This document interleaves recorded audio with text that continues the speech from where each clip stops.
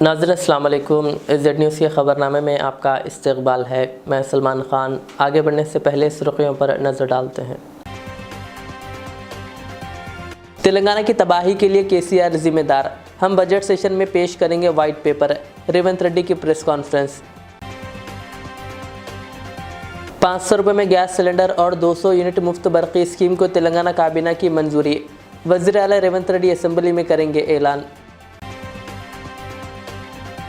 मरकज़ी वज़ीर सक़ाफ़त जी किशन रेड्डी ने हैदराबाद के सालारजंग म्यूज़ियम में मुल्क के पहले नेशनल एपिग्राफी म्यूज़ियम का रखा संग बुनियाद।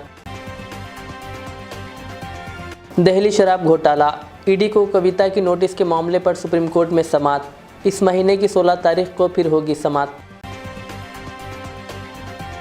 टीएसआरटीसी की मज़ीद 500 इलेक्ट्रिक बसें जल्द चलेंगी सड़कों पर। मर्दों, माजरों और बुजुर्गों को नशिस्तें हासिल करने का मौका। टीएसआरटीसी बस की टक्कर, ज़हीराबाद में एक तालिब इल्म हलाक। अब पेश है खबरों की तफसील। वज़ीर आला रेवंत रेड्डी ने कहा कि तेलंगाना की तबाही के लिए बीआरएस के सरबराह केसीआर और इनका ख़ानदान जिम्मेदार है। सेक्रेटरीट में अपने काबीना रुफ़ाक़ा इन उत्तम कुमार रेड्डी और कुंडा सुरेखा के साथ मीडिया से बातचीत करते हुए उन्होंने कहा कि मुत्तहदा आंध्र प्रदेश में भी तेलंगाना को इतना नुकसान नहीं हुआ जितना केसीआर के 10 साल दौरे हुकूमत में हुआ। कहा केसीआर की लालच ने तेलंगाना को नाकाबिले तलाफ़ी नुकसान पहुँचाया। रेवंत रेड्डी ने कहा गोदावरी और कृष्णा पर तामीर प्रोजेक्ट्स को केआरएमबी और जीआरएमबी के हवाले करने में केसीआर और हरीश राव का अहम रोल रहा। कहा अब मामू और भांजे मिलकर अपनी गलती का ठेकरा कांग्रेस के सर फोड़कर हमें बदनाम करना चाहते हैं। वज़ीर आला रेवंत रेड्डी ने कहा इनके इस दोगले रवैये से अवाम परेशान है। इस सूरत हाल में बतौर एक ज़िम्मेदारी हुकूमत के तौर पर हमारा काम अवाम के सामने हक़ाइक़ लाना है। कहा हम वाज़े कर देना चाहते हैं कि केसीआर ने रियासत के मफादात को बाला ताख़ रखते हुए हर कदम पर आंध्र प्रदेश का साथ दिया। रेवंत रेड्डी ने इस मसले पर बात करते हुए केसीआर, केटीआर और हरीश राव को अपनी साजिशों का एतराफ़ करने का मशवरा देते हुए कहा कि असेंबली के बजट इजलास में हम आपाशी के शोबे पर वाइट पेपर जारी कर रहे हैं और केसीआर से ख्वाहिश करेंगे कि वो इजलास में ज़रूर शिरकत करें और हमारे सवालात का जवाब दें।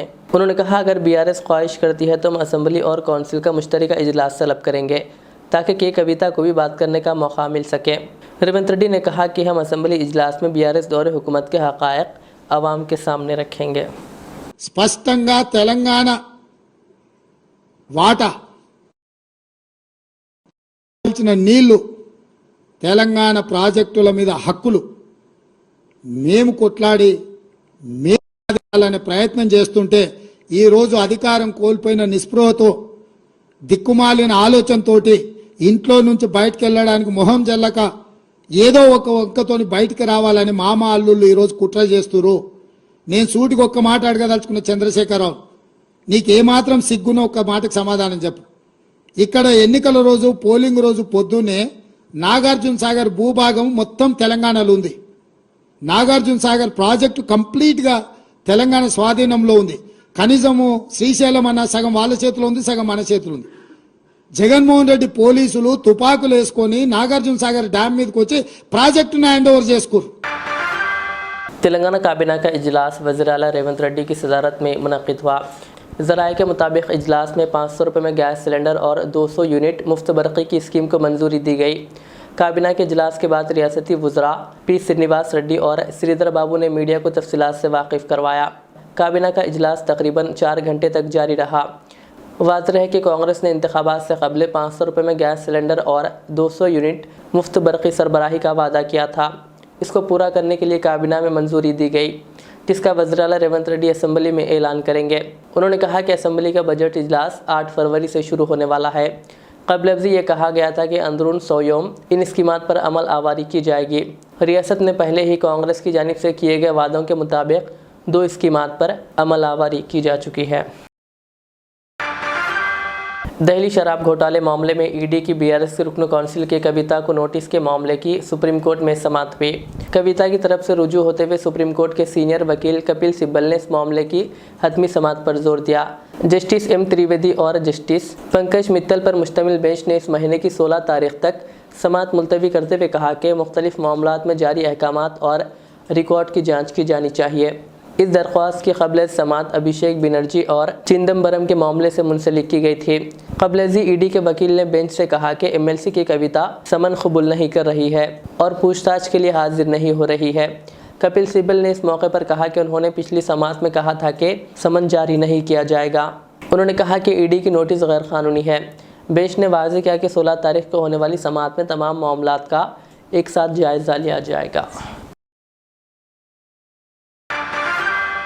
मरकज़ी वज़ीर व तेलंगाना बीजेपी सदर किशन रेड्डी ने आज हैदराबाद में आज सुबह मुल्क के पहले नेशनल एपिग्राफी म्यूजियम का संग बुनियाद रखा। सालार जंग म्यूजियम के अहाते में इसका संग बुनियाद रखा गया।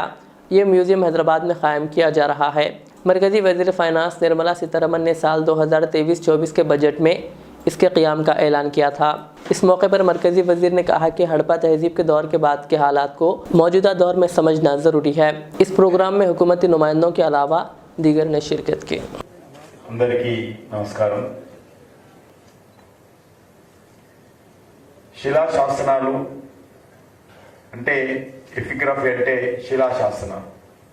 శిలాశాసనాలు అనేటువంటిది మన యొక్క చరిత్రను, మన యొక్క అస్తిత్వాన్ని,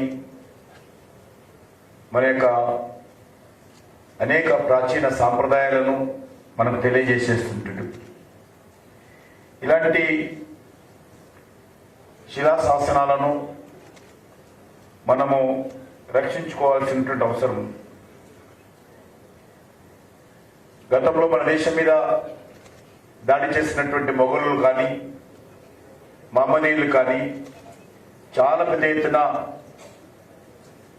వాళ్ళకు తెలియకుండానే అనాగరిక చర్యతో వాటన్నిటిగా చాలా పెద్ద ఎత్తున డిస్ట్రాయ్ చేసిన విషయం కూడా మనకు తెలుసు.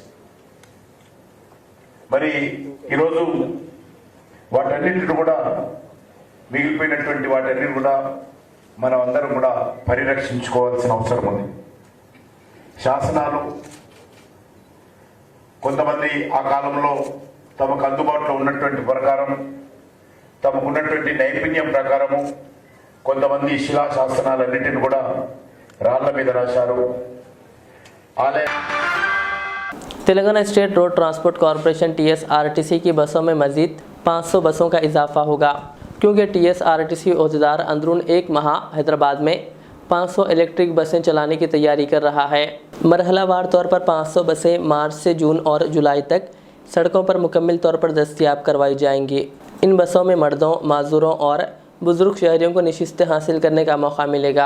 इसी तरह जिन तलबा ने बस पास लिया है, इनके साथ साथ जिन लोगों ने जनरल पास लिया है वो भी इलेक्ट्रिक बस में सफ़र कर सकते हैं।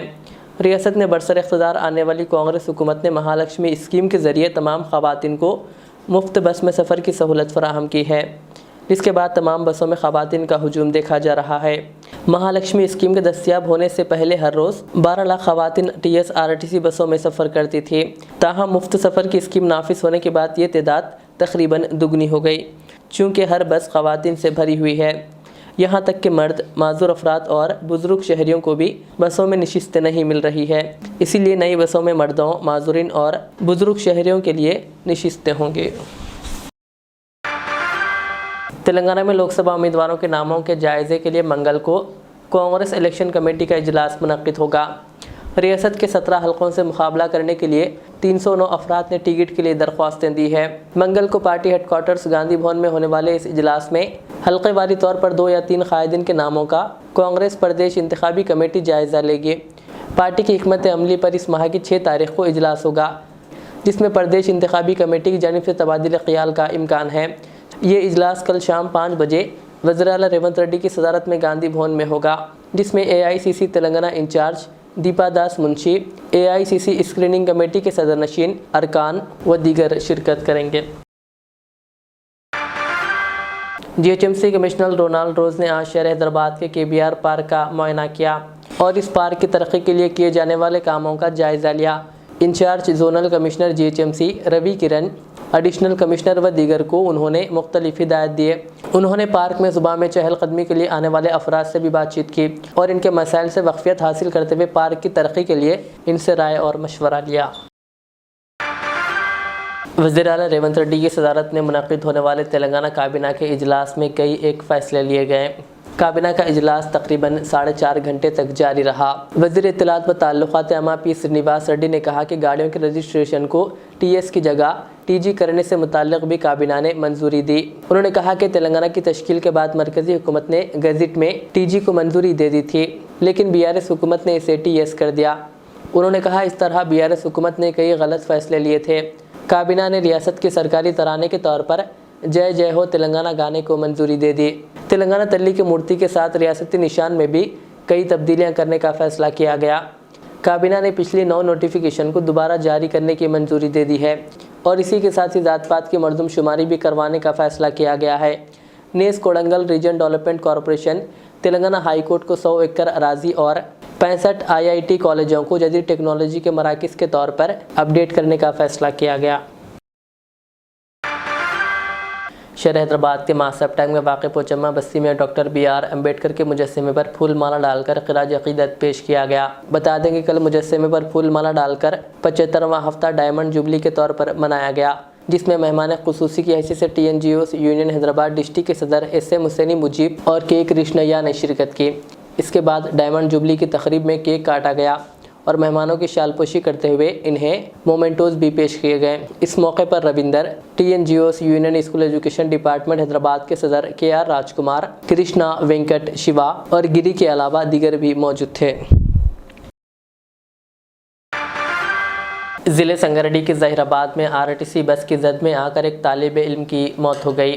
तफसीलात के मुताबिक श्रीकांत नामी तालिब इल्म जो डॉक्टर RLR कॉलेज इंटरमीडिएट साल दुवम का तालिब इल्म सुबह के वक्त में मोटरसाइकिल पर कॉलेज जा रहा था कि इतने में कॉलेज के सामने मेन रोड पर RTC बस जो ज़हीराबाद से न्यालकल मौजे जा रही थी पीछे से टक्कर मार दी, जिसके सबब श्रीकांत शदीद ज़ख्मी हो गया।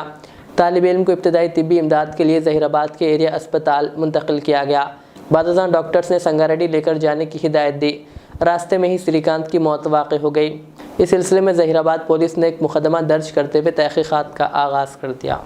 సార్ పొద్దుగాల పిల్లగాడు బావుల దాకా 8కి పోయినాడు, కొద్దిగా ఆలస్యమైంది. అతని ఈంచెలు పోతే గల ఆడ 10-15 నిమిషాలు అయింది.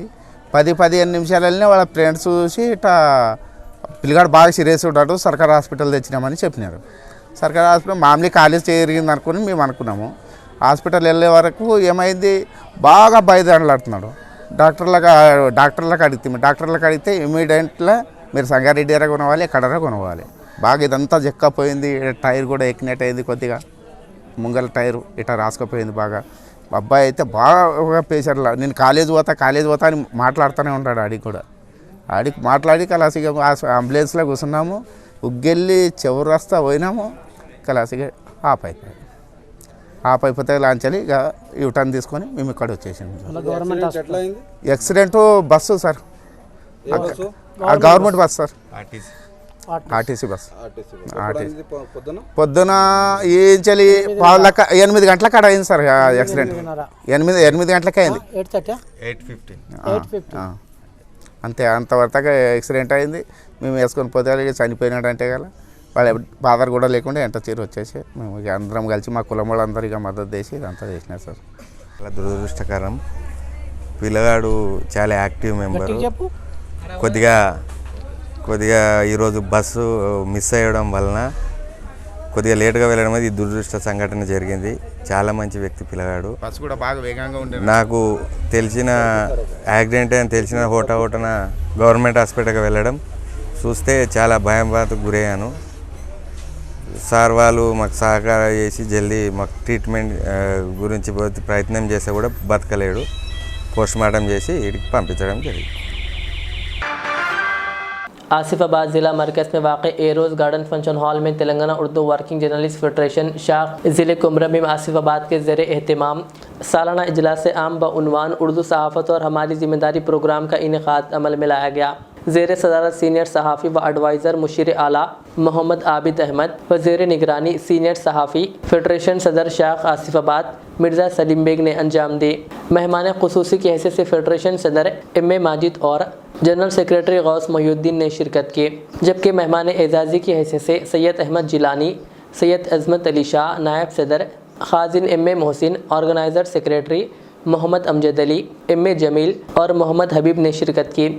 इसी तरह आसिफाबाद ज़िले मरकज़ के माइनॉरिटी मुस्लिम कायदीन, समाजी, मजहबी, सियासी जमातों के नुमाइंदों और दीगर हजरात ने भी इस इजलास में शिरकत की। आखिर में मिर्ज़ा सलीम बेग, ज़िला सदर और अराकीन आमिला ने आए हुए मेहमानों का शुक्रिया अदा किया। आखिर में सुर्खियाँ और एक बार। तेलंगाना की तबाही के लिए केसीआर जिम्मेदार, हम बजट सेशन में पेश करेंगे वाइट पेपर, रेवंत रेड्डी की प्रेस कॉन्फ्रेंस। 500 रुपये में गैस सिलेंडर और 200 यूनिट मुफ्त बरक़ी स्कीम को तेलंगाना काबीना की मंजूरी, वज़ीर आला रेवंत रेड्डी असेंबली में करेंगे ऐलान। मरकज़ी वज़ीर सक़ाफ़त जी किशन रेड्डी ने हैदराबाद के सालारजंग म्यूज़ियम में मुल्क के पहले नेशनल एपिग्राफी म्यूज़ियम का रखा संग बुनियाद। दिल्ली शराब घोटाला, ईडी को कविता की नोटिस के मामले पर सुप्रीम कोर्ट में समाअत, इस महीने की 16 तारीख को फिर होगी समाअत। टीएसआरटीसी की मज़ीद 500 इलेक्ट्रिक बसें जल्द चलेंगी सड़कों पर, मर्दों, माजूरों और बुजुर्गों को नशिस्तें हासिल करने का मौका। टीएसआरटीसी बस की टक्कर, ज़हीराबाद में एक तालिब इल्म हलाक। ये थी आज की दिन भर की हमारी खबरें। मुझे इजाज़त दीजिए। हमारे इज़्ज़त चैनल को यूट्यूब पर सब्सक्राइब, फेसबुक पर लाइक शेयर ज़रूर करें। अल्लाह हाफ़िज़। अल रियाज टूर्स एंड ट्रैवल्स, जहां पर domestic and international air ticketing, visa, endorsement, immigration, passport दाखिल करने में ताउन, विजिट वीज़ा और उम्रा वीज़ा के साथ साथ वेस्टर्न यूनियन और मनीग्राम के अलावा दीगर कई सारी बेहतरीन सहूलियात भी यहां पर दस्तयाब रहेगी। मज़ीद तफसीलात के लिए दिए गए इस नंबर पर प्रोपराइटर मोहम्मद रियाज अहमद से रब्ता किया जा सकता है। फ़ोन नंबर है 9700358014 या फिर 9182535378 या फिर सीधे चले आए अल रियाज हेल्थ केयर क्लिनिक, मुस्तफ़ा नगर, फलकनुमा, हैदराबाद। आपका इत्मीनान ही हमारी कामयाबी। गोल्डलैंड डेवलपर्स लाए हैं एक और शानदार पेशकश। शादनगर के बाद अब सोलीपेट में जबरदस्त वेंचर की शुरुआत। नए साल के सुनहरे मौके पर लेकवे फार्म्स में दस्तयाब है 121 गज के शानदार प्लॉट्स, जहां फी गज की कीमत महज 5,999 रुपये ही है। यानी सुनहरा मौका भी और आपके सरमाया का सही मुकाम भी। 100% क्लियर टाइटल, पासबुक, राइट बंधु की रकम वाली जमीन, खुरबोजवार में world trade centre, ring road, दीगर बेहतर सहूलियात दस्तयाब। आज ही साइट विजिट कीजिए और अपने सुनहरे मुस्तकबिल का फैसला लीजिए, क्योंकि सही वक्त पर सही फैसले में ही समझदारी है।